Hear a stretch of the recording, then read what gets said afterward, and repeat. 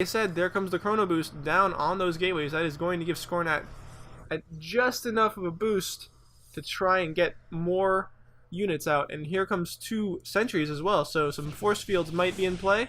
Here comes a bunch of stalkers. No micro whatsoever from either player. There goes 2 not very effective force fields. And it looks like that Zealot's going to go down. Both Zealots going to go down. No Zealots on the field any longer. TeRiYaKi does have the Stalker advantage at the moment, but he's not microing them. He's trying to take out those pylons, and it looks like he will do it. And all 3 warp gates are now empowered. They all go down. Big deal. TeRiYaKi now has free reign to run in there. Only 1 warp gate for Scornat. Gonna try and make anything else, maybe? No, nothing. It looks like TeRiYaKi is going to just steamroll this. That expansion is going to go down before it even gets a chance to do anything whatsoever. But it looks like TeRiYaKi is retreating. I don't know why. 2 more Stalkers and 2 more Zealots coming in for TeRiYaKi, so he might just be retreating in order to regroup. And here he comes back, going to kill these 3 warp gates. It looks like Scornat is going to try and get this upgrade, ground level 1, to get him the upgrade advantage, but it's a little late. The army is already knocking on his door, and in fact, he has knocked it down, put a boot through the wood, and now it's just splinters everywhere in Scornat's face. And he's just like, oh man, what am I going to do about this giant army in my base? And TeRiYaKi says, you don't have to do anything because I'm going to leave. And he gets 2 more Stalkers and 2 more Zealots, and now he comes back because, hey, why stay there and keep attacking when you can retreat for 2 seconds and come back? And this expansion is going to go down like a sack of hammers. I don't know where that expression came from, but sacks of hammers do go down fairly quickly, so I guess I don't have any room to complain. 1 probe goes down, the bravest probe in the world, and goes down in 1 shot. Down goes the expansion nexus, but this is just enough time for these Immortals to come out, and Immortals with that range buff do so well against Stalkers. And as you can see, mostly a Stalker composition for TeRiYaKi.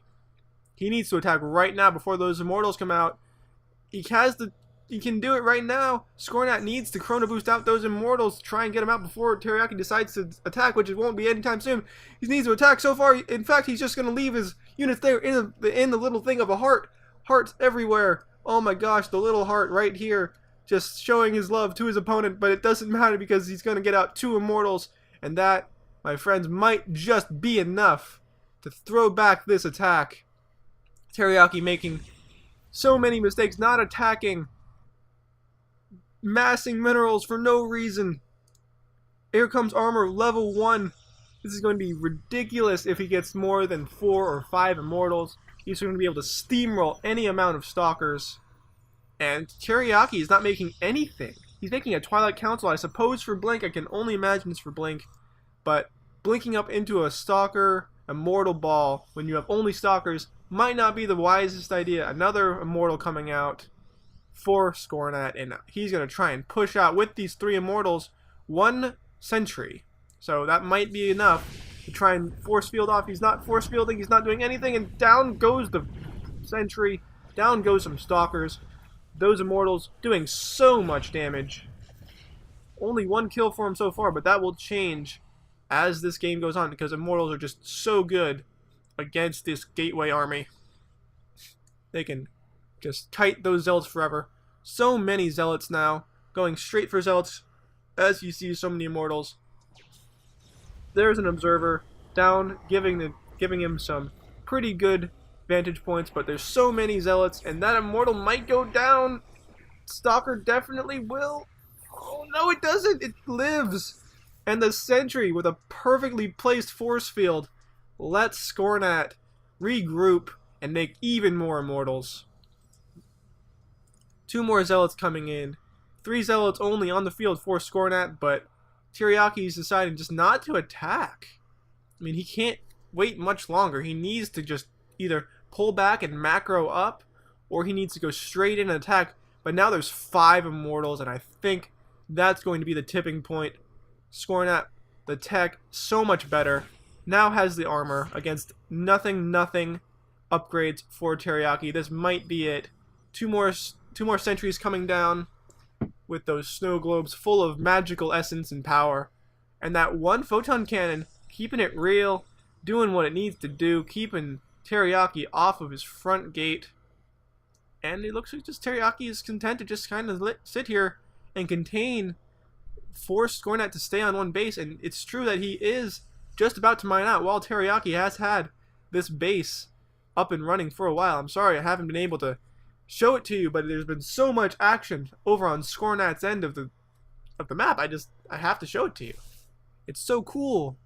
It looks like he's gonna try and trap these zealots up, and he doesn't get down the force field, but he is picking off the zealots, the more treacherous and dangerous of the army. And here he comes once again, gonna try and trap him up, and he does. He does get the force field down, and it's going to block him just a bit, and he takes out all the zealots. Perfect use of the force fields. He only needed one, and now he has what, 6, 7 blocks? That's 7 immortals. Holy crap! And he's making 2 more, so that would be 9 immortals. And most of the time, you want to look up and see, oh look, there's a little warpin up in his base, killing all of his probes, and he's like, oh no, now you forced me to go all in, and I don't think that is what TeRiYaKi wanted to do. I think Scornat wanted to be able to go back to his base and macro up, but he will not be able to do that, as here comes Scornat going to just try and trample this army as it runs away. Let's see the army production, army supply for Scornat, so much more than TeRiYaKi. As TeRiYaKi did go for that probe production, Zealots getting a bit too far ahead of themselves, and they will go down. And here comes the 2 Guardian Shields. They do not stack, but when you've got 7, 8 Immortals, it doesn't matter. They're just going to kill everything in their path. In they come, into the base, and I don't think TeRiYaKi has anything to be able to throw this back. He's got a few Stalkers, a few Zealots, and no upgrades. This is not going to end well for our friend TeRiYaKi. I think this is going to be the end. Just those freaking phase disruptors doing 55 damage every shot to those armored units, the Stalkers. Not so much damage to the Zealots, but there's so much firepower. And those Immortals just do not take damage. They do not like doing that. Those hardened shields, so effective against all sorts of attacks other than the melee attack. Down to 5 Immortals, I'm sorry. And all the Stalkers will go down. And he's just going to stutter step his way into the mineral line. Down goes that Stalker. His probes trying to attack. Actually pretty effective against the Immortals. More effective than most things, actually.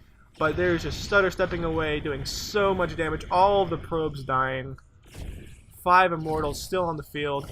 So much damage. Those Zealots attacking 1, but having to run around and only getting off 1 or 2 attacks. And look how fast that Nexus goes down. So fast.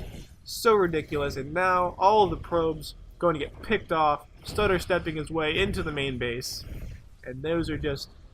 If you've ever thought that Immortals are in any way awesome, this is your confirmation. Look at this. 5 Immortals. 7 Immortals with 2 sentries just came into this base and wrecked the crap out of it.